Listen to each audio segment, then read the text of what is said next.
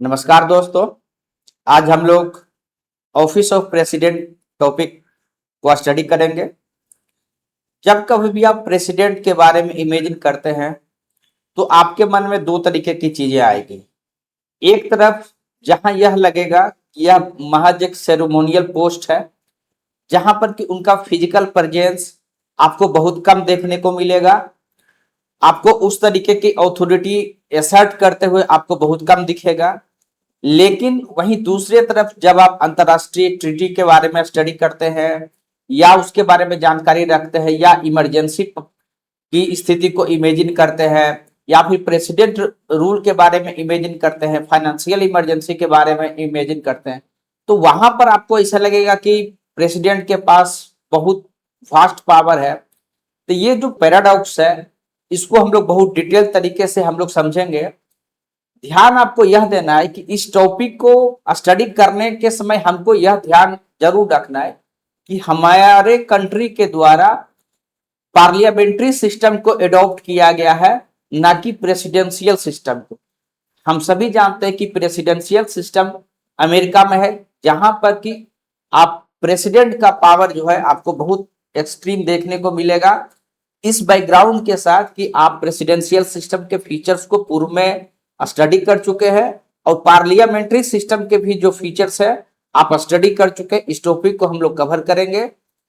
अगर आप इस दोनों जो पार्लियामेंट्री सिस्टम है या फिर जो प्रेसिडेंशियल सिस्टम अगर आप स्टडी नहीं किए हैं तो काइंडली इस चैनल के ऊपर जा सकते हैं। उसमें जो है दोनों टॉपिक को बहुत डिटेल तरीके से जो है कवर किया गया है, ताकि यहां पर जो प्रेसिडेंट के पास कितना पावर दिया गया, क्यों दिया गया, इन चीजों को आप बेहतर तरीके से समझ सकते हैं। तो सबसे पहले अगर हम लोग शुरुआत करें, जब कभी भी हम लोग किसी टॉपिक को पढ़ते हैं तो हम लोग को यह जानकारी होना चाहिए कि यह संविधान के किस आर्टिकल्स में आपको इसका डिस्क्रिप्शन मिलता है। तो आपका इसका जो डिस्क्रिप्शन है आपका आर्टिकल 52 से लेके 78 तक देखने को मिलेगा। उसके आगे अगर हम लोग बात करें कि एक्सिक्यूटिव की बात, क्योंकि आपको पता है कि तीन तरीके का चीज होता है, लेजिस्लेटिव, एक्सिक्यूटिव और जुडिशियरी। तो अगर हम लोग एक्सिक्यूटिव इकोसिस्टम की बात करें, यानी एक्सिक्यूटिव के पार्ट कौन कौन है, अगर हम लोग उसको समझे तो सबसे अगर हेड ऑफ स्टेट की बात कीजिएगा तो प्रेसिडेंट होते हैं। जो वाइस प्रेसिडेंट होते हैं वह भी एक्सिक्यूटिव के पार्ट होते हैं। प्रेसिडेंट तो एक्स के पार्ट होंगे ही, ओबियस है, हमारा पार्लियामेंट्री सिस्टम है। काउंसिल ऑफ मिनिस्टर जो है एक्सिक्यूटिव के पार्ट होते हैं। उसके बाद वाइस जो आपका प्रेसिडेंट है वह भी पार्ट है। और जो सबसे आपका इंपॉर्टेंट है, जो बहुत बार एग्जाम्स में पूछा जाता है, वह है attorney general of India. Attorney general of India जो है वह भी एक्सिक्यूटिव के बहुत ही महत्वपूर्ण पार्ट है। ठीक है, तो सबसे पहले हम लोगों को यह ध्यान रखना चाहिए कि जब कभी भी प्रेसिडेंट जो है किसी पावर का यूज करते हैं तो जो पार्लियामेंट्री जो फ्रेमवर्क है उसके तहत ही जो है उसका एक्सरसाइज जो है करते हैं।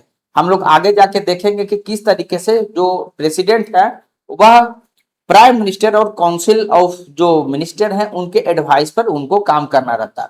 तो सबसे पहले हम लोग इस बात को समझते हैं कि जो प्रेसिडेंट का जो इलेक्ट होते हैं वह किस प्रकार से जो उनका जो है चुनाव किस प्रकार से होता है उनका, क्योंकि किसी भी पद का जो है अगर सिलेक्शन होना तो एक प्रक्रिया होता है।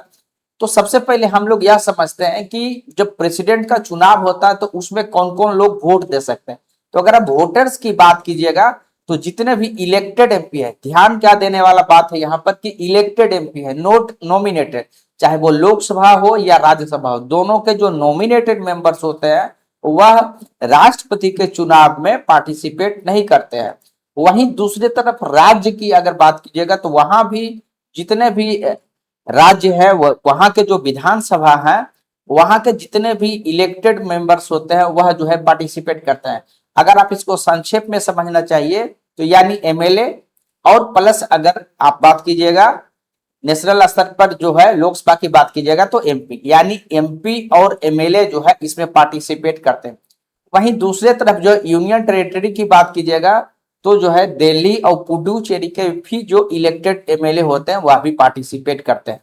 तो ध्यान देने वाला बात क्या है कि जितने भी इलेक्टेड मेंबर्स है वही पार्टिसिपेट करते हैं। कहीं भी राष्ट्रपति के चुनाव में नॉमिनेटेड जो मेंबर्स होते हैं वह पार्टिसिपेट नहीं करते हैं।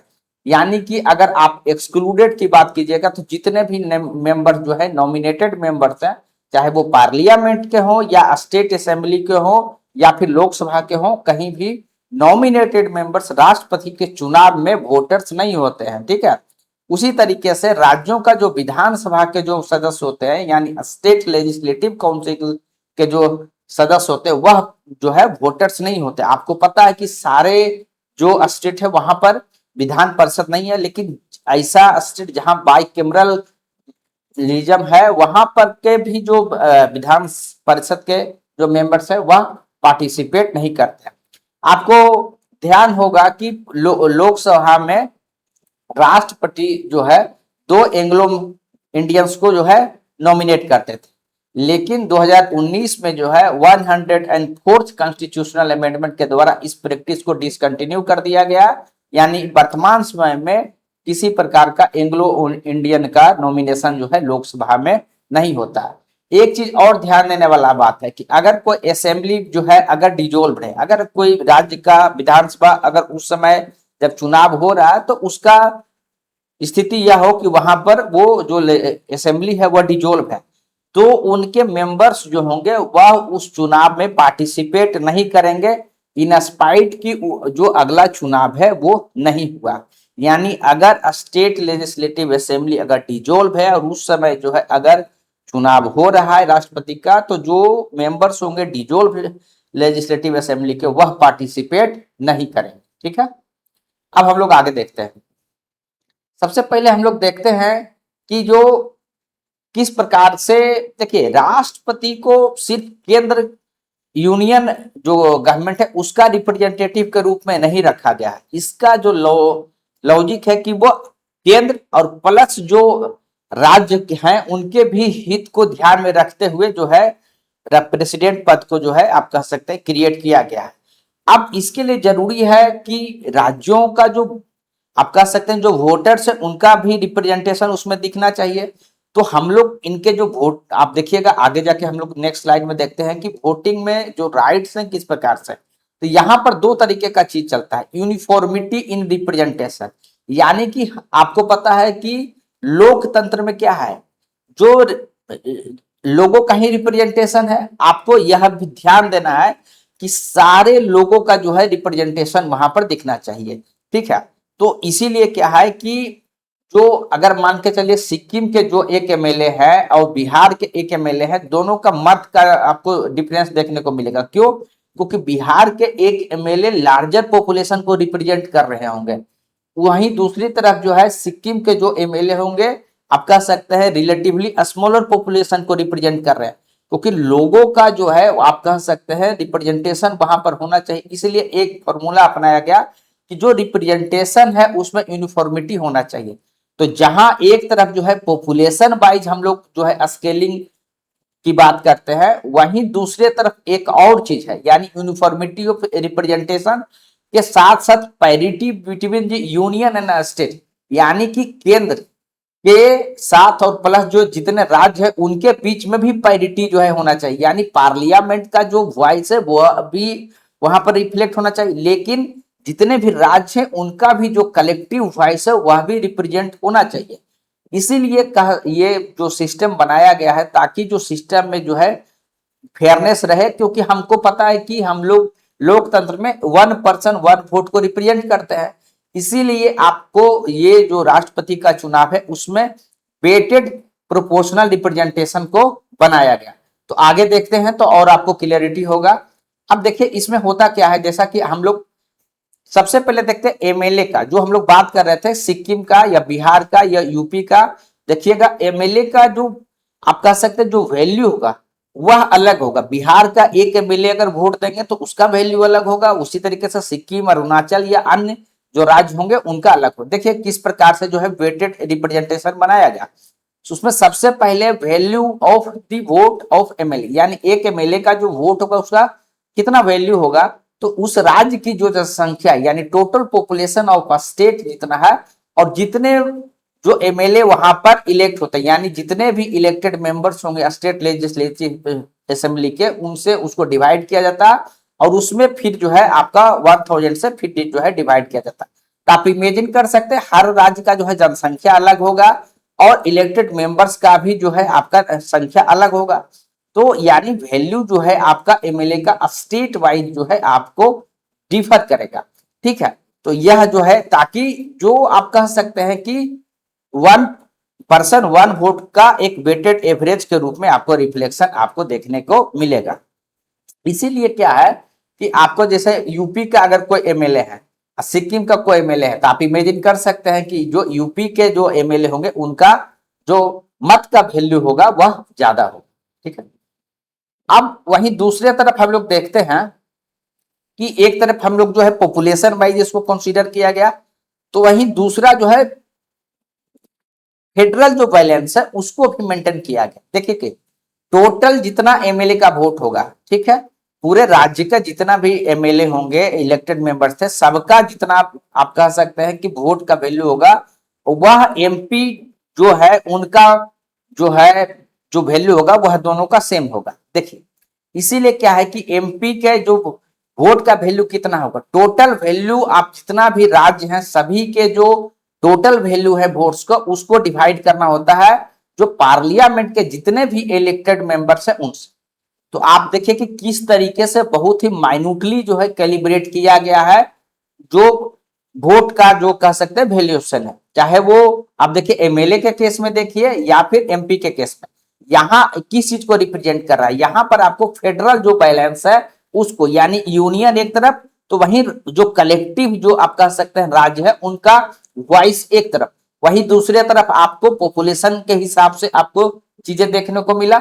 इससे क्या होता है कि आप कह सकते हैं कि फेडरल बैलेंस जो है मेंटेन रह सकता है। ठीक है, यानी राष्ट्रपति सिर्फ यूनियन के राष्ट्रपति के चुनाव में सिर्फ यूनियन का आप कह सकते हैं कि बोलबाला ना रहे, उनका डोमिनेंस ना रहे। अब देखिए ये जो चुनाव होता है राष्ट्रपति का किस प्रकार से होता है, इस सिस्टम को कहा गया है proportional representation by single transferable vote. अब देखिए नाम से ही पता है कि आपको जितना भी वोटर्स होंगे उनको जो है एक जो है आपको बैलेट पेपर दिया जाएगा। एक देखिए सैंपल है बैलेट पेपर का। यहां पर क्या है कि जो बैलेट पेपर होता है उसमें प्रेफरेंस दिया जाता है, जैसे कि 1 नंबर 2 नंबर यानी 3 नंबर, ठीक है, 4 नंबर। इस तरीके से जो भी वोट देने जाएंगे वो अपना प्रेफरेंस बताएंगे कि हमारा प्रेफरेंस कैंडिडेट वाइज में कितना है, तो वो मार्किंग जो है यहाँ पर आपका होता है। प्लस जो वोटिंग होता है वह जो है आपका सेक्रेट बैलेट से होता है। आगे हम लोग देखेंगे कि किस प्रकार से जो है चीजों को काउंटिंग जो है किया जाता है और कितना मत प्राप्त होना चाहिए। देखिए यहाँ पर जो सिस्टम है वह है कोटा सिस्टम। ठीक है, यानी अगर चुनाव हो रहा है तो कितना मत चाहिए ताकि उनको विजयी घोषित किया जा सके, उसको बोलते हैं कोटा। कोटा होता है कि जितना भी वैलिड वोट्स है, ठीक है, जितना वैलिड वोट है उसमें जो है आपका 2 से डिवाइड देना है। यानी देखिए प्रोपोर्शनल रिप्रेजेंटेशन में एक्चुअली में होता क्या है कि जितना वैलिड वोट होता है और जितना कैंडिडेट को चुनाव करना होता है, यहां पर तो राष्ट्रपति के केस में क्योंकि एक ही का चुनाव करना है तो 1 और +1 से डिवाइड करना होता है और +1 करना होता है, क्योंकि यहाँ पर राष्ट्रपति का पद सिंगल है इसीलिए सीधा यहाँ पर हम 2 से जो है डिवीजन करना होगा, +1 होगा। लेकिन यही प्रोपोर्शनल रिप्रेजेंटेशन आपका अलग अलग केस में, जैसे राज्यसभा का आप देखिएगा कि जब इलेक्शन होता है तो वहां पर आपको जितना सीट के लिए कह सकते ओपनिंग होगा उतना और +1 से डिवाइड करना पड़ता है। तो राष्ट्रपति के केस में क्योंकि सिंगल सीट है इसलिए यहाँ पर 2 है। तो अब इसका काउंटिंग कैसे होता है इसके बारे में देखिए। तो जितना भी बैलेट पेपर होगा तो उसमें आपको पता है कि प्रीफरेंस जो है 1 2 3 4 के हिसाब से जो है चीजें रखी जाएगी। तो सबसे पहले जो फर्स्ट प्रीफरेंस है, पहला फेज में फर्स्ट प्रीफरेंस को काउंट किया जाएगा। अगर फर्स्ट प्रीफरेंस में ही मान के चलिए कि जो कोटा है वो अगर फुलफिल हो गया तब तो विनर जो है डिक्लेयर हो जाएगा। अगर फर्स्ट प्रीफरेंस में अगर क्लियर नहीं होता है तो फिर क्या होता है, मान के चलिए 5 कैंडिडेट है, 5 कैंडिडेट है और उसमें से जो सबसे लोएस्ट जिसको फर्स्ट प्रीफरेंस निकला उसको इलिमिनेट कर दिया जाता है।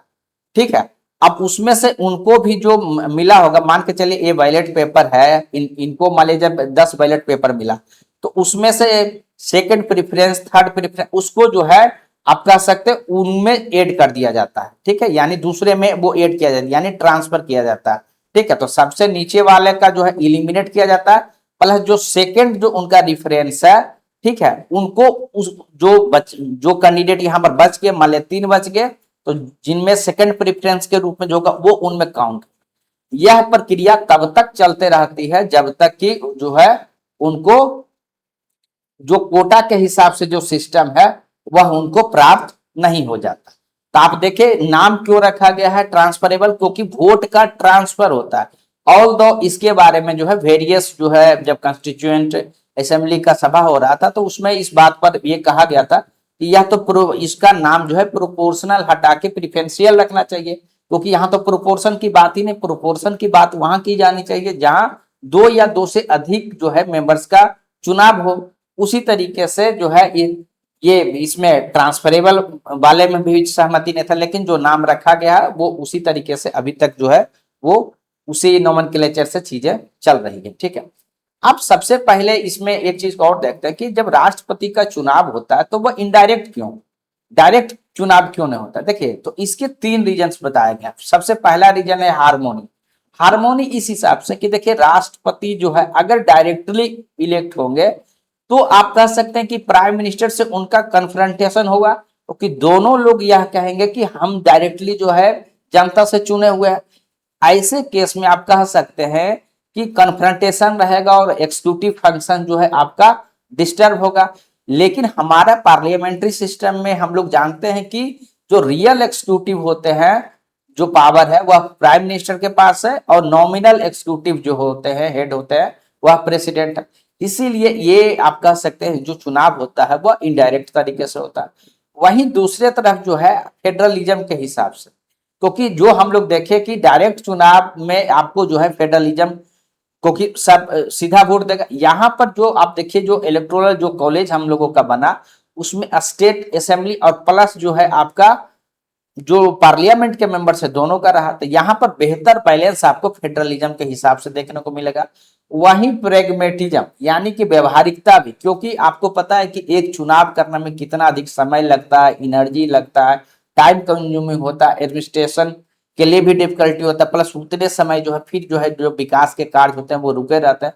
तो एक प्रैग्मेटिक भी रास्ता ये रहता है। ये सब कारणों के कारण जो है राष्ट्रपति का चुनाव जो है इनडायरेक्ट रूप से कराया जाता है। अब हम लोग उसके आगे देखते हैं कि अगर राष्ट्रपति का चुनाव है तो उसके में जो कंटेस्ट करेंगे उसके लिए क्या क्वालिफिकेशन होना चाहिए। अब देखिए उसके लिए सबसे पहला स्वाभाविक रूप से है कि उनको भारत का ही नागरिक होना है। एज वाइज भी देखिए लोकसभा की बात हो या राज्यसभा का बात हो हर जगह एज का क्राइटेरिया होता है। यहाँ भी है कि 35 ईयर्स होना चाहिए। जिस तरीके से लोकसभा में जो है आपको 25 ईयर्स का होना चाहिए, राज्यसभा में 30 ईयर्स का होना चाहिए, उसी तरीके से यहाँ भी जो है एज का क्राइटेरिया है। और प्लस वो सारे क्राइटेरिया फुलफिल करना चाहिए जो राज्यसभा के मेंबर के रूप में इलेक्ट होने के लिए चाहिए। प्लस जब ये कॉन्टेस्ट कर रहा हो तो उस समय जो है किसी भी लाभ के पद पर यानी ऑफिस ऑफ प्रॉफिट के पद पर नहीं होना चाहिए। उसमें से कुछ एक्सेप्शंस है, जैसे कि प्रेसिडेंट है, वाइस प्रेसिडेंट है, गवर्नर है या कोई मिनिस्टर के पद पर है, उसको लाभ के पद पर नहीं माना गया, यानी वह जो है राष्ट्रपति के चुनाव के लिए अपना नॉमिनेशन दाखिल कर सकते हैं।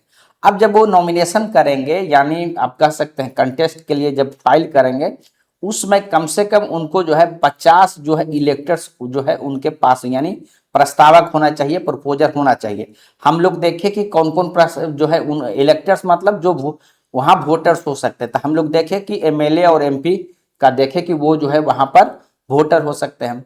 उसी तरीके से जो 50 जो है उनको समर्थक भी होना चाहिए, यानी 50 जो है सेकेंडर भी होना चाहिए।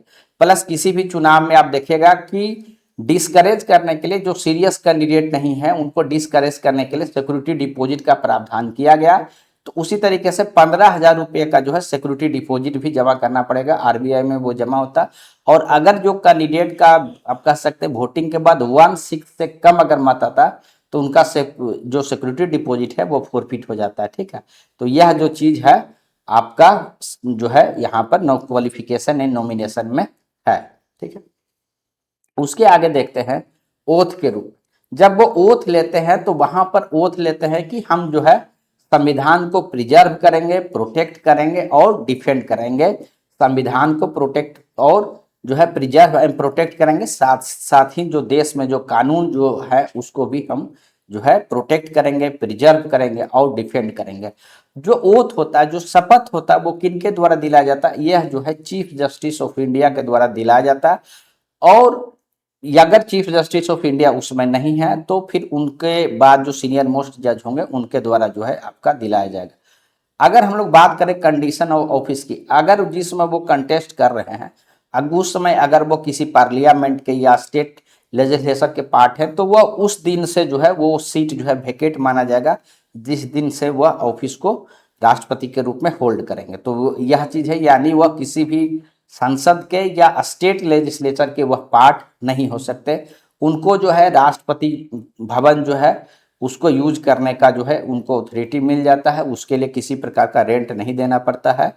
और जिस दिन वह ऑफिस को होल्ड करते उस दिन से वह जो उनका प्रीवियस जो पोजीशन है उससे वो जो है वेकेट माना जाता है। ठीक है, अब ये कुछ सर्टेन जो है आप कह सकते हैं कि कौन से राष्ट्रपति कितने मैंडेट से जो है आप कह सकते हैं कि आपका जीते हैं। सबसे अधिक देखिए कि आपको पता है कि डॉक्टर राजेंद्र प्रसाद जो है आपका 1957 में 99.35% है, और सबसे क्लोज में जो है आपको 1969 में बीवी गिरी जो है इस रेस को जीते थे। ठीक है, इसके बारे में पोस्ट इंडिपेंडेंस में हम लोग बहुत डिटेल से पढ़ते हैं। यहाँ पर जो है ये इलेक्शन किस तरीके से जो है पॉलिटिकली सेंसिटिव था, तो खैर यहाँ पर उसकी ज़रूरत नहीं है। तो पोस्ट इंडिपेंडेंस जब होता है तो वहाँ पर हम लोग इसको अलग एंगल से फिर पढ़ते हैं। नेक्स्ट हम लोग जो है देखते हैं, अगर चुनाव में कहीं भी डिस्प्यूट हो गया तो किसका बात माना जाएगा?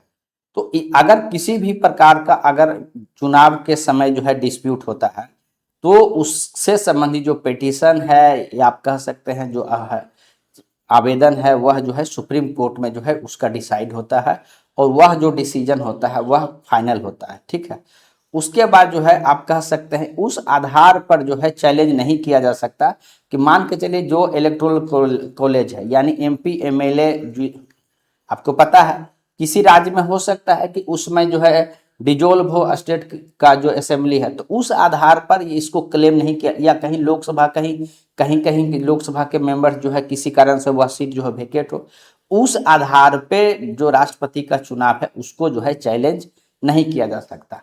लेकिन अगर आप यह मानिए कि मान के चलिए कि चैलेंज किया जाता किसी तरीके से और राष्ट्रपति का जो चुनाव है उसको इनवैलिडेट करार दे दिया जाता है, यानी कि जो चुनाव हुआ वो सही तरीके से नहीं हुआ है, उसको वॉइड अगर घोषित कर दिया जाता है, तो क्या जो राष्ट्रपति के रूप में जो भी डिसीजन लिए गए वह भी खत्म हो जाएगा? नहीं, संविधान में यह प्रोविजंस ये बनाया गया है कि जो राष्ट्रपति के रूप में इवन कि चुनाव को वाइड भी डिक्लेयर कर दिया जाता है, तब भी जो डिसीजन लिया गया उनके समय का वह जो है आपका वैलिड रहेगा। ऐसा क्यों किया गया? क्योंकि देखिए व्यक्ति के रूप में नहीं, एक कंटिन्यूटी के रूप में स्टेट का जो है कंटिन्यूटी बना रहे, स्टेट को जो है आप कह सकते हैं सुप्रीम मानते हुए ये चीज किया गया है। ठीक है, तो यह चीज भी आपको जो है ध्यान रखना चाहिए। ठीक है, अब हम लोग आगे देखते हैं कुछ और चीजों को कि अगर इलेक्ट हो जाते हैं उसके बाद जो है उनको कौन सा जो है पावर या फिर जो है आप कह सकते हैं कि चीजें मिलता है, इमोल्यूमेंट है, अलाउंसेस है, पेंशन है, उसके बारे में हम लोग थोड़ा सा मिलते हैं। तो किस प्रकार से चुनाव होता है यह तो हम लोग देख लिए। अब हम लोग देखते हैं चुनाव के बाद उनको मिलता क्या है। पहले हम लोग देखें कि राष्ट्रपति भवन जो है यूज करने के लिए मिल जाता है। सैलरी जो है उनको पर मंथ जो है 5 लाख रुपए तक का मिलता है। 2018 में इसको इंक्रीज करके 5 लाख जो है किया गया है। ठीक है, एक जो सबसे इंपॉर्टेंट बात है कि जो राष्ट्रपति का जो भी आप कह सकते हैं सैलरी है वो पूरे कार्यकाल में उसको कम नहीं किया जा सकता, उसको डिमिनिश जो है नहीं किया जा सकता है। ठीक है, इवन उस समय जो है आप कह सकते हैं राष्ट्रपति आपको पता है बहुत ही हाईएस्ट फर्स्ट सिटीजन होते हैं कंट्री के, तो उनके रिटायरमेंट के बाद भी जो है पेंशन का एक जो है अच्छा प्रोविजन किया गया। जो सैलरी मिलता है उसका 50% जो है रिटायरमेंट के बाद भी मिलता रहेगा, प्लस उनको जो है एक वेल फर्निश्ड जो है रेसिडेंस भी दिया जाता है, फोन की फैसिलिटी, कार की facility, medical treatment, travel facility के साथ साथ सेक्रेटेरियल जो स्टाफ है वह भी रिटायरमेंट के बाद भी मिलता है, और ऑफिस एक्सपेंसेस के लिए पर ईयर जो है उनको 1 लाख रुपये भी मिलते हैं। और यह लाभ सिर्फ उन तक सीमित नहीं है, उनके जो परिवार है स्पाउस तक भी जाता है, यानी फैमिली पेंशन के रूप में जो इनको मिल रहा है, अगर एज ए प्रेसिडेंट डेथ हो जाता है तो उसका 50% वो मिलते रहेगा उनके वाइफ को भी, और जो रेसिडेंस है, कार है, मेडिकल है, ये फैसिलिटी भी उनको मिलता रहेगा। और जो 20,000 रुपये पर एनम जो है उनको ऑफिस एक्सपेंसेस के लिए भी मिलता रहेगा। तो यह चीजें हैं जो पर्क्स के बारे में आप कह सकते हैं, अलाउंसेस जो मिलता है उसके बारे में जो है हम लोग स्टडी किया।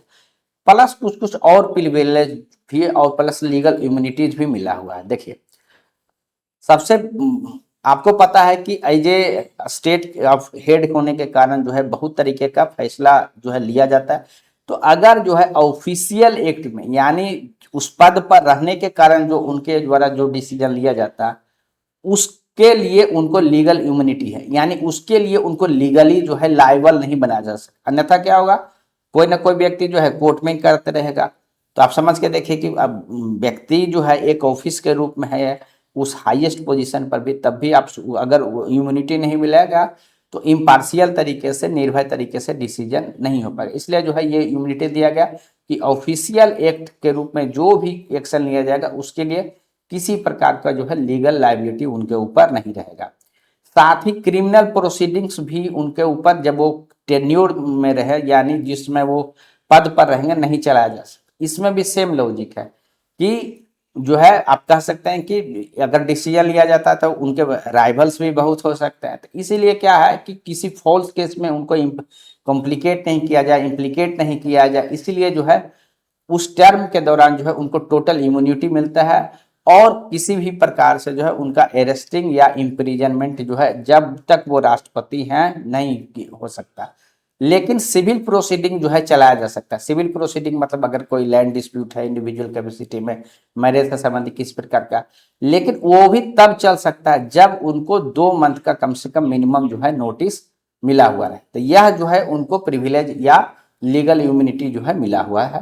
ठीक है, अब हम लोग आगे देखते हैं कि अगर एक बार इलेक्ट हो गए तो कितने साल के लिए रहेंगे, और क्या वो री एलिजिबिलिटी के लिए हो सकता है। तो यह देखते हैं, अगर एक बार जो है अगर कोई इलेक्ट हो गए राष्ट्रपति के रूप में तो वह 5 साल तक जो है जिस डेट में वो ऑफिस में अब एज्यूम किए हैं उसके बाद वो 5 साल तक कंटिन्यू कर सकते हैं। इवन कि जब 5 साल पूरा हो जाता है और उनके जो सक्सेसर है वह ऑफिस होल्ड नहीं करते हैं ये हैं, तो तब तक जो है वह कंटिन्यू करेंगे। ऐसे केस में भी अगर 5 साल पूरा भी हो गया है तो वाइस प्रेसिडेंट उसको कंटिन्यू नहीं करेंगे, जबकि जो आप कह सकते हैं सिटिंग जो राष्ट्रपति थे वही कंटिन्यू करेंगे। और अगर उनको रिजिग्नेशन देना होगा तो किसको देंगे, तो वो जो है वाइस प्रेसिडेंट को देंगे। यूएसए की अगर आप सिस्टम की बात कीजिएगा तो वहां पर एक आप कह सकते हैं कि कानून है जिसके द्वारा कोई भी जो व्यक्ति है वह 2 बार से ज्यादा जो है प्रेसिडेंट नहीं बन सकता। ठीक है, जैसे कि अभी केस में देख सकते हैं कि डोनाल्ड ट्रंप का ये सेकंड टर्म, तो इसके बाद वह जो है उसके लिए कंटेस्ट नहीं कर सकते। जबकि इंडिया के केस में ऐसा नहीं है। इंडिया के केस में जो है कोई सीमा नहीं रखा गया, कितना भी टर्म्स जो है वह राष्ट्रपति के लिए जो है रीइलेक्ट हो सकते हैं। नेक्स्ट हम लोग देखते हैं कि हम लोग देख लिया अभी तक कि उनको सुविधा क्या मिलता है, चुनाव कैसे होता है, पर्क्स क्या है, फिर जो है किस री इलेक्शन की बात देख ली। अब हम लोग देखते हैं कि उनको किस प्रकार से जो है हटाया जा सकता है। राष्ट्रपति को जो हटाए जाने की प्रक्रिया है उसको इम्पीचमेंट कहा जाता है, और उसके लिए जो आधार है, किस आधार पर उनको हटाया जा सकता है, उसको कहा गया है वायलेशन ऑफ कॉन्स्टिट्यूशन। यानी अगर वायलेशन ऑफ कॉन्स्टिट्यूशन करते हैं तभी उनको हटाया जा सकता है। लेकिन यह भी बहुत इंटरेस्टिंग है कि वायलेशन ऑफ जो कॉन्स्टिट्यूशन वो कहीं डिफाइंड नहीं है, यानी कि वायलेशन ऑफ कॉन्स्टिट्यूशन का जो इंटरप्रिटेशन है वह पार्लियामेंट के ऊपर है, दोनों जो सभा है, जो दोनों हाउस है उनके ऊपर है, वह किस प्रकार से इंटरप्रेट करके जो है रिजोल्यूशन लाया जाता है। अब देखिए यह रिजोल्यूशन कहाँ लाया जा सकता है, यानी आप कह सकते हैं कि अगर राष्ट्रपति को हटाना है तो किसको पावर है। तो देखिए जो रिजोल्यूशन है वह दोनों हाउस में लाया जा सकता है, लोकसभा में भी लाया जा सकता है या राज्यसभा में भी लाया जा सकता है। ध्यान देने वाला बात यह है कि जिस सभा में लाया जाएगा उसको छोड़ के जो दूसरी सभा होगी वह इन्वेस्टिगेटिंग जो है हाउस के रूप में काम करेगी। मान के चलिए कि राज्यसभा में यह प्रस्ताव लाया जाता है तो लोकसभा जो है इन्वेस्टिगेटिंग कह सकते हैं हाउस के रूप में काम करेगा। अगर लोकसभा में लाया जाएगा तो राज्यसभा जो है इन्वेस्टिगेटिंग जो है हाउस के रूप में काम करेगा। और इस प्रस्ताव को लाने के लिए, इस रिजोल्यूशन को लाने के लिए कम से कम जिस हाउस में लाया जा रहा उसके कम से कम 1/4 मेंबर के द्वारा साइन होना चाहिए। और जो है इस पूरे प्रक्रिया में कम से कम प्रेसिडेंट को जो है 14 डेज का नोटिस मिलना चाहिए। तो इस बात को आप समझ गए होंगे। अब हम लोग आगे देखते हैं कि अब उसमें प्रक्रिया होता कैसे। अभी तक हम लोग देख लिए कि नोटिस हो गया, उसके बाद जो है एक हाउस में 1/4 मेंबर साइन कर दिए, उसके बाद जिस हाउस में लाया गया है उसको कम से कम 2/3 जो मेजोरिटी है उसे पास होना चाहिए। और 2/3 जितना मतलब जितने मेंबर्स हैं उसका 2/3। अब मान के चलिए कि 540 अगर वर्तमान केस में है तो 2/3 का मीनिंग हो गया कि आपको जो है 360 मेंबर्स के द्वारा इस हाउस से पास होना चाहिए। अब उसके बाद जाएगा इन्वेस्टिगेटिंग हाउस में, यानी सेकेंड हाउस में। सेकेंड हाउस जो है वहां पर इन्वेस्टिगेशन होगा। राष्ट्रपति को यह अधिकार होगा कि वह अपना पक्ष जो है रख सकते हैं, ठीक है, अपनी बातों को वो एपियर हो सकते हैं और उसका अपनी पक्ष को वो वहां पर रख सकते हैं। जो भी वहां पर आप कर सकते हैं कि जो वायलेशन ऑफ कॉन्स्टिट्यूशन जिस प्रकार से इंटरप्रेट होगा तो वो अपनी बातों को रख सकते हैं कि किस तरीके से उन्होंने डिफेंड किया। तो ये सारी बातें जो है आपका किया जाता है। लेकिन जो उस चार्ज को जिसको कि फर्स्ट हाउस ने आप कह सकते हैं फ्रेम किया, अगर सेकेंड हाउस भी उसको मेंटेन रखता है और वह हाउस भी 2/3 से अगर पास कर देता है तो ऐसे केस में जो है राष्ट्रपति को अपना पद से त्यागपत्र देना पड़ेगा, यानी इंपीचमेंट का प्रोसेस जो है फुलफिल हो जाएगा। अब यहां पर जो इंटरेस्टिंग बात है वह है कि इसमें जो नॉमिनेटेड मेंबर्स हैं वह भी पार्टिसिपेट करते हैं। यानी लोकसभा एंड राज्यसभा के हम लोग देखे थे कि जहां पर चुनाव होता है वहां पर उनका पार्टिसिपेशन नहीं होता है नॉमिनेटेड मेंबर्स का। तो यह चीज लेकिन हटाने समय उनका जो है यह प्रोविजंस जो है आपका किया गया। अब यहां भी आपको सोचना चाहिए कि यह चीज क्यों किया गया। अब देखिए, अब वही दूसरी तरफ स्टेट का जो लेजिस्लेटिव असेंबली है उसके मेंबर्स जो है आपका यहां पर पार्टिसिपेट करते हैं चुनाव में, लेकिन हटाने में नहीं। तो संविधान सभा के द्वारा उसको जो है इस तरीके से रखा गया कि जो पॉलिसी मेकिंग का आप कह सकते हैं जो चीजें हैं वह सेंट्रल स्तर पर आप कह सकते हैं उसको रखा गया है। यानी कि अगर वायलेशन ऑफ कॉन्स्टिट्यूशन अगर उस तरीके से है तो उसमें पार्लियामेंट का ज्यादा जो है, क्योंकि आप देखिएगा कि जो भी बिल्स वगैरह होता है वह राष्ट्रपति के पास जाता है, या फिर जो एक्शन उस एक्सिक्यूटिव के रूप में वो जो लेते हैं वह यूनियन गवर्नमेंट के तरफ से लेते हैं, ठीक है, नोट किया, स्टेट गवर्नमेंट के तरफ से। तो इसीलिए जितने भी मेंबर्स हैं उनको जो है वहां पर आपको रखा गया है, नॉमिनेटेड जो मेंबर्स हैं उनको भी रखा गया।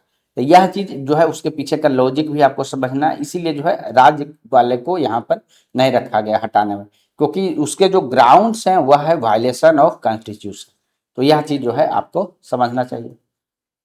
उसके आगे हम लोग देखते हैं कि अगर वैकेंसी हो जाता है किस प्रकार से क्रिएट होता है, और वैकेंसी अगर होता है तो कौन सक्सीड करते हैं और किस प्रकार से जो है अगर वो मेंटेन रखा जाता है, कंटिन्यूटी जो है मेंटेन रखा जाता है उसके बारे में देखिए। वैकेंसी कब कब क्रिएट हो सकता है, या तो उनका जो टर्म है खुद जो है एक्सपायर हो जाए, या फिर जो है वो पद से रिजिग्नेशन दे दे, या फिर उनको हटा दिया जाए, इम्पीच कर दिया जाए, या जो है डेथ हो जाए, या फिर डिस्क्वालीफाई हो जाए। तो ये यानी चुनाव हुआ और जो है वो सुप्रीम कोर्ट के द्वारा जो भी मैटर था उसको जो है उस चुनाव को वाइड घोषित कर दिया गया, तो ऐसे केस में जो है डिस्क्वालीफाई अगर होते हैं तो फिर जो है आपका ये चीज हो सकता है।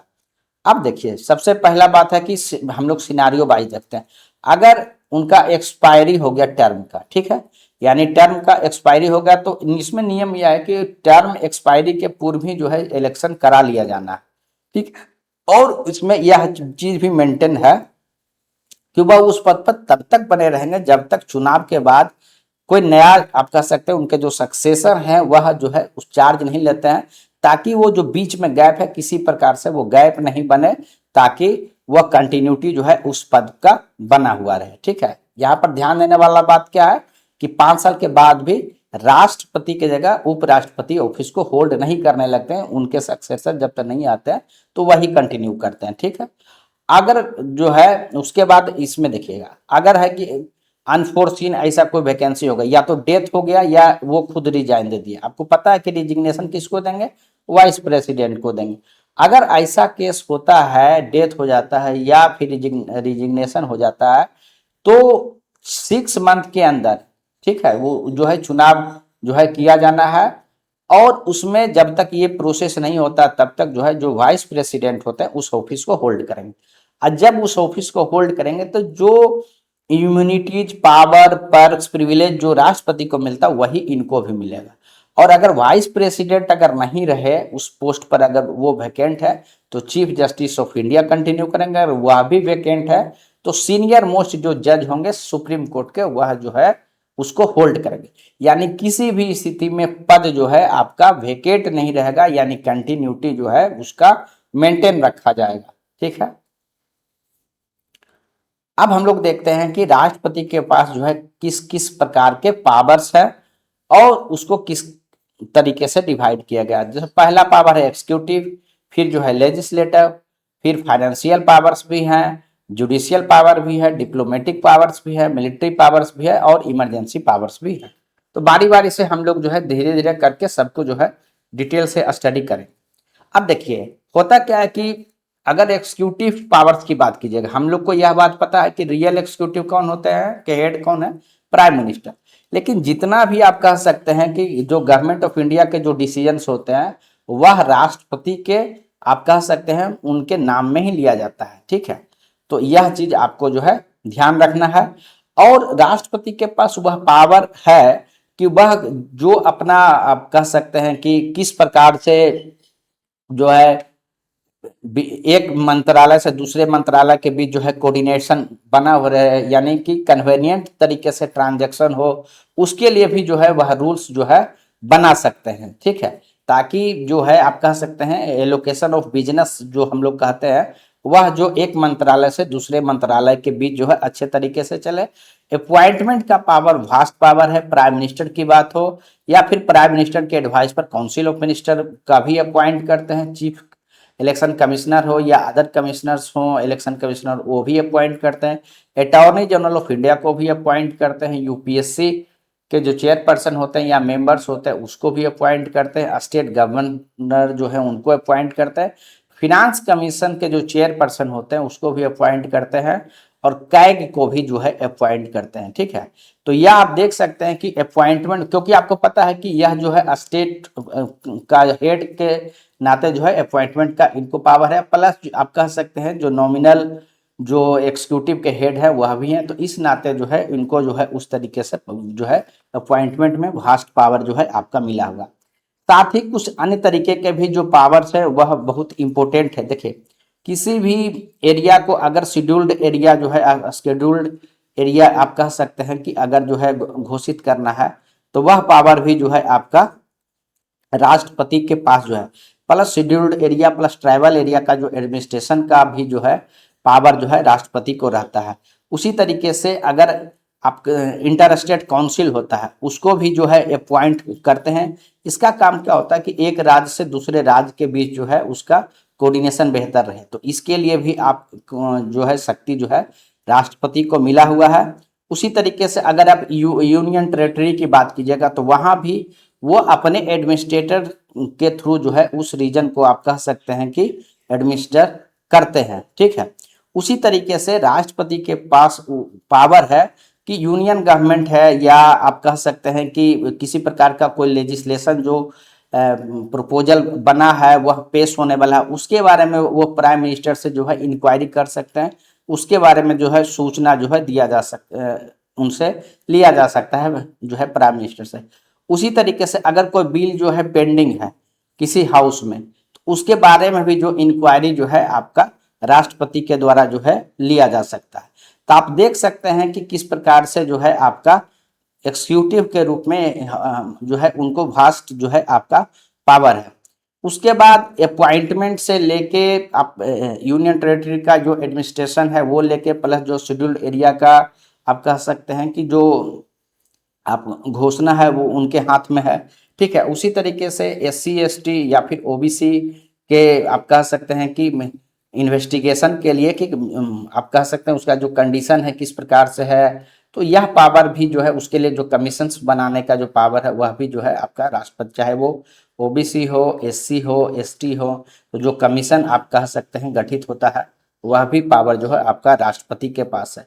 यानी राज्यों के बीच का अगर कोऑर्डिनेशन की बात हो, जो डाउन रोडन जो आप कह सकते हैं समाज के लोग हैं, SC ST OBC हो, उसके कंडीशन की बात हो, प्लस जितने भी मेजर अपॉइंटमेंट्स हैं, बड़े बड़े जो कॉन्स्टिट्यूशनल पोस्ट हैं, चाहे वो अटॉर्नी जनरल है, UPSC के मेंबर्स हैं, तो ये कैग के मेंबर्स हैं, सबकी जो है नियुक्ति जो है राष्ट्रपति के द्वारा होता है।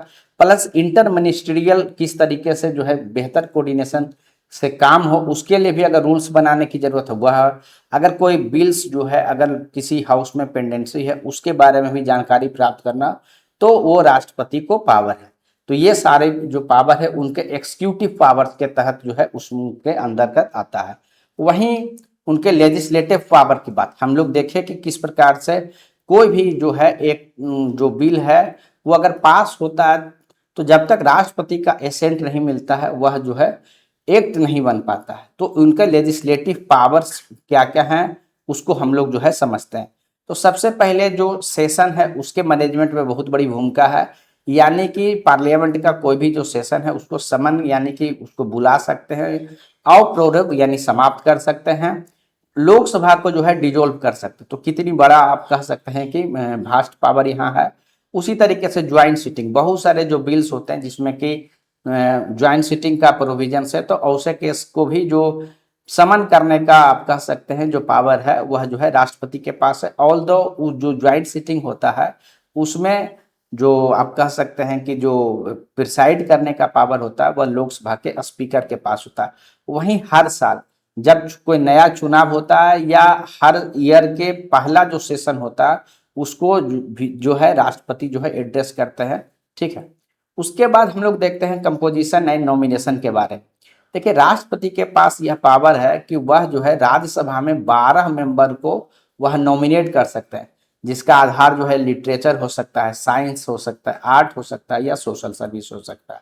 ठीक है, उसके बाद जो है लोकसभा में भी 2 एंग्लो इंडियन का नॉमिनेशन पूर्व में किया जाता था, जिससे कि 104th जो कॉन्स्टिट्यूशनल अमेंडमेंट हुआ उसके बाद जो है इसको समाप्त कर दिया गया।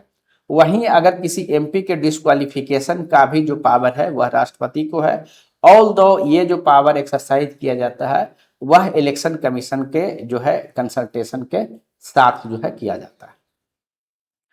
उसके आगे देखते हैं सर्टेन जो हम लोग जो अगर कोई बिल पास हुआ है दोनों हाउस से, तो वह जो है एसेंट के लिए राष्ट्रपति के पास जाता है। तो वो हम लोग देखते हैं कि क्या क्या चीज है। तो सबसे पहले तो कुछ बिल्स में जो है वह लोग जो है हाउस में तभी लाया जाता है जब वो पूर्व जो है रिकमेंडेशन जो है राष्ट्रपति का प्राप्त कर लिया जाता है। उसमें से मेनली है मनी बिल्स या कोई ऐसा बिल जो कंसोलिडेटेड फंड ऑफ इंडिया से एक्सपेंडिचर की बात करता है। वह बिल भी तभी लाया जाएगा जब राष्ट्रपति का प्री कंसेंट हो जाएगा, यानी बिल लाने के पूर्व ही उनकी रिकमेंडेशन हो जाएगा। उसी तरीके से राज्यों का अगर बाउंड्री अगर चेंज करना है तब भी उसमें जो है राष्ट्रपति का रिकमेंडेशन जरूरी है। उसी तरीके से अगर कोई टैक्सेशन से संबंधित बिल लाना है जो राज्यों को भी प्रभावित करेगा, वह भी राष्ट्रपति के रिकमेंडेशन के बाद ही जो है लाया जाएगा। उसी तरीके से अगर बिल पास हो जाता तब भी राष्ट्रपति के पास जो है पावर है। पहला पावर है एसेंट देने का, यानी अगर सिग्नेचर हो कर दिया उन्होंने स्वीकृति दे दी तब तो एक्ट बन जाएगा। दूसरा है कि विथहोल्ड करने का, अगर विथहोल्ड करेंगे तो वह बिल जो है आपका वहीं का वहीं समाप्त हो जाएगा, वह एक्ट नहीं बन पाएगा। एक और पावर है कि उसको रिकंसीडर करने के लिए भेजने का, यानी वह जो है आपका बिल को वापस कर सकते हैं कि अगर उनको लगता है कि यह बिल जो है जल्दीबाजी में बनाया गया है, इल कंसीडर्ड है, अनकॉन्स्टिट्यूशनल है, तो यह वह जो है वापस कर सकते हैं। ध्यान देने वाला बात क्या है कि वह मनी बिल के लिए आपका अप्लीकेबल नहीं। उसके आगे हम लोग देखते हैं सर्टेन और कुछ पावर, इवन की स्टेट लेजिस्लेचर जो है उसमें भी जो है पावर है। देखिए, होता क्या है कि गवर्नर के पास जो है पावर है क्या है, अगर कोई स्टेट लेजिस्लेचर से बिल अगर पास हुआ है तो वह जो गवर्नर है या तो वो स्वीकृति दे देंगे या विथहोल्ड करेंगे या फिर जो है उसको रिटर्न करेंगे। लेकिन यहाँ पर क्या है कि उनके पास एक और पावर है कि वह राष्ट्रपति के पास जो है भेजने के लिए राष्ट्रपति के लिए रिजर्व रख सकते हैं। ठीक है, अब ऐसे केस में अगर वो रिजर्व रखते हैं तो वह फिर राष्ट्रपति के पास जाता है। राष्ट्रपति उसको क्या कर सकते हैं, फिर वो या तो एसेंट कर सकते हैं, विथहोल्ड कर सकते हैं, या फिर रिटर्न कर सकते हैं। लेकिन अगर रिटर्न करते हैं तो फिर से अगर स्टेट लेजिस्लेचर के द्वारा उसको आप कह सकते हैं कि बिना मॉडिफिकेशन के साथ यानी अमेंडमेंट के साथ या विदाउट अमेंडमेंट भी अगर उसको फिर से भेजा जाता तब भी राष्ट्रपति बाउंड नहीं है कि उस पर अपना वो एसेंट दें। ठीक है, लेकिन अगर कोई यूनियन पार्लियामेंट के केस में क्या होता है, अगर रिकंसीडर के लिए भेजा गया है और पार्लियामेंट के दोनों सदन के द्वारा फिर से उसको भेज दिया गया, चाहे वो अमेंडमेंट के साथ या विदाउट अमेंडमेंट, तब राष्ट्रपति बाउंड है उसको साइन करने के लिए। ठीक है, उसी तरीके से एक और लेजिस्लेटिव पावर है, वह है ऑर्डिनेंस के रूप में। जब सदन का कोई भी सदन या फिर दोनों सदन नहीं चल रहा, ऐसे केस में जो है आपका राष्ट्रपति को पावर है ऑर्डिनेंस का। यह पावर जो है आप कह सकते हैं कोई ऐसा अनफोर्सीन सर्कमस्टांसेस क्रिएट हो गया, जैसे कोविड का समय था तो वहां पर जो है ऑर्डिनेंस के माध्यम से जो है आपका कानून बनाया गया था। तो यह जो पावर है आप कह सकते हैं कि अनयूजुअल सर्कमस्टांसेस क्रिएट हो गया, या आप कुछ जो है अर्जेंट मैटर्स पर कुछ जो है कानून बनाने की जरूरत है, जब सेशन नहीं चल रहा है या मात्र एक सेशन चल रहा है, तब भी जो है यह पावर जो है राष्ट्रपति को दिया गया। इसमें जो है आपका लेकिन ध्यान देना क्या है कि जब आप कह सकते हैं लोकसभा और राज्यसभा का सेशन आपका जब स्टार्ट होगा तो उसके 6 वीक्स के अंदर जो है उसको पास कराना होगा। अगर नहीं पास होगा तो वो लैप्स कर जाएगा। ठीक है, और इसको किसी भी समय जो है उसको विड्रॉ किया जा सकता है। ठीक है, आगे देखते हैं उन राष्ट्रपति के फाइनेंशियल पावर के रूप में। ऐसे वो राष्ट्रपति जो है क्या करते हैं, उनके जो हर साल जो फिनांस जो आपका बजट है फिनांस मिनिस्टर के द्वारा जो पेश किया जाता है, वह राष्ट्रपति के आप कह सकते हैं वह उसको काउज करते हैं कि वह जो बजट है वह हर साल जो है आपका पेश किया जाए। तो यह जो है इनका एक फाइनेंशियल पावर है। मनी बिल के केस में हम लोग देखें कि जब वो इंट्रोड्यूस होगा उसके पहले जो है प्रायर रिकमेंडेशन लिया जाना है। उसी तरीके से अगर कोई भी बिल अगर पेश किया जाता है जिसमें कि आप कह सकते हैं कि उस तरीके का आपका है कि कंसोलिडेटेड फंड ऑफ इंडिया से एक्सपेंडिचर है, तब भी उसको प्रायर चाहिए।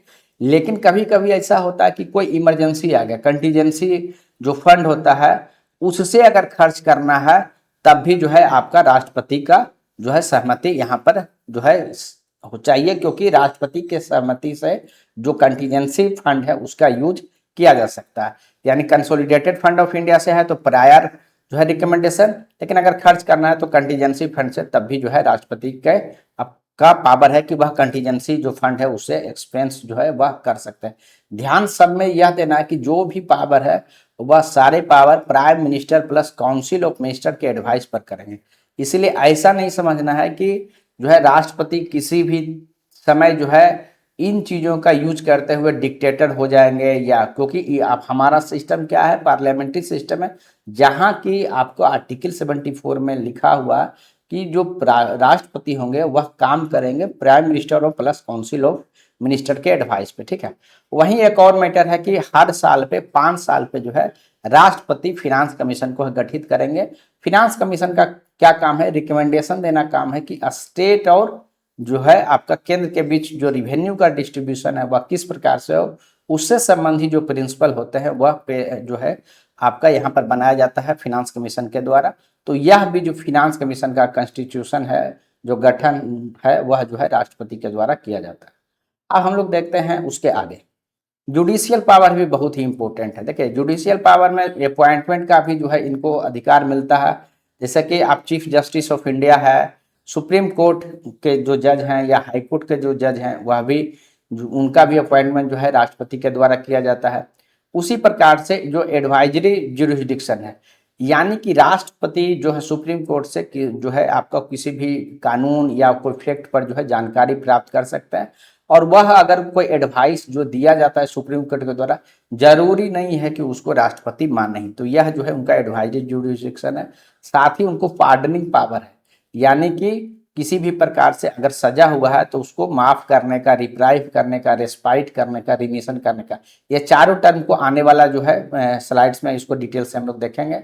उसी तरीके से सस्पेंड या रिमिट करने का भी उनको पावर है। ये जो पार्डनिंग पावर है उसको डिटेल से आने वाले में पढ़ेंगे, तो आपको वहां पर ज्यादा अच्छे से समझ में आ जाएगा। ठीक है, तो उम्मीद करते हैं कि अभी तक जितना हम आपके साथ डिस्कशन किए यह जो है आपको समझ में आ गया होगा। अब क्योंकि पूर्व का अनुभव रहा है कि लॉन्ग वीडियो कोई नहीं देखना चाहते हैं, तो आज के इस वीडियो को यहीं पर हम समाप्त कर रहे हैं। और नेक्स्ट कंटिन्यूशन में जो है हम तो शूट जब वीडियो बना रहे हैं तो लगातार ही करेंगे, लेकिन जस्ट फॉर क्योंकि लॉन्ग वीडियो लोग नहीं देखते हैं तो इसीलिए जो है इसको यहीं पर आपके लिए एंड कर रहे हैं। और नेक्स्ट जो वीडियो होगा जो कंटिन्यूशन में ही आपको देखने को मिलेगा, वहां पर जो है आप इसके नेक्स्ट जो आप कह सकते हैं जो प्रोविजन से राष्ट्रपति से संबंधित वह आपको देखने को मिलेगा इसमें। तो जरूर जो है अगला जो वीडियो है उसको भी आप जरूर देखिएगा, ताकि ये चैप्टर आपका अच्छे से कंप्लीट हो जाए। ठीक है, तो उम्मीद करते हैं कि जो इस चैनल पर आपको वीडियो शेयर किया जा रहा है ये आपके काम आ रहा होगा और आप इसका लाभ जो है ले सकते हैं। किसी प्रकार का अगर कोई क्यूरी है, किसी प्रकार का आपके मन में क्वेश्चन है, तो जरूर हम लोगों से शेयर कीजिए, कमेंट में दीजिए। टू बेस्ट ऑफ जो एबिलिटी है हम लोग कोशिश करेंगे कि आपको जो इस एग्जाम का जो जर्नी है उसमें आपका आसान बना सके। ठीक है, तो थैंक यू वेरी मच दोस्तों। अगले वीडियो में आपके साथ फिर से जो है मिलते हैं। Thank you.